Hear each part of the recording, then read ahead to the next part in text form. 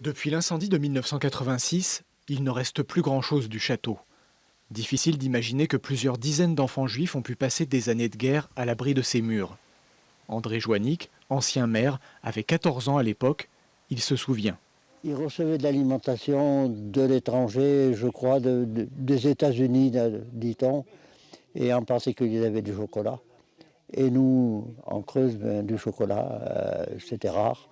Et alors, quand on venait là, elle nous donnait quelques barres de chocolat. Euh, c'était, c'était bien vu. Dès 1940, l'œuvre de secours aux enfants quitte Paris et vient s'installer en zone libre, en Creuse. Plusieurs vagues d'enfants et de familles, souvent originaires d'Allemagne, viennent s'y réfugier. Des militaires allemands seraient venus ici. Imaginez quelque espèce de véhicule où on peut être 4 bonshommes dedans, par exemple. Et qu'est-ce qu'ils voulaient? J'en sais rien. Ils auraient peut-être emmené la directrice, si ça se trouve.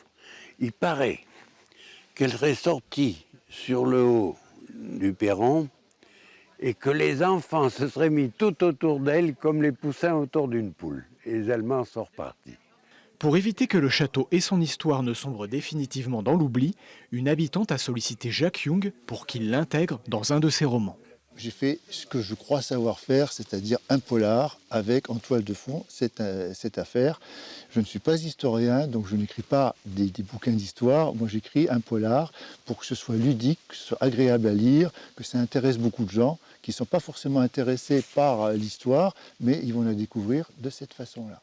Avec ce nouvel éclairage, l'idée de transformer le château en un lieu de mémoire est relancée. Reste à trouver les financements pour mettre en valeur le site.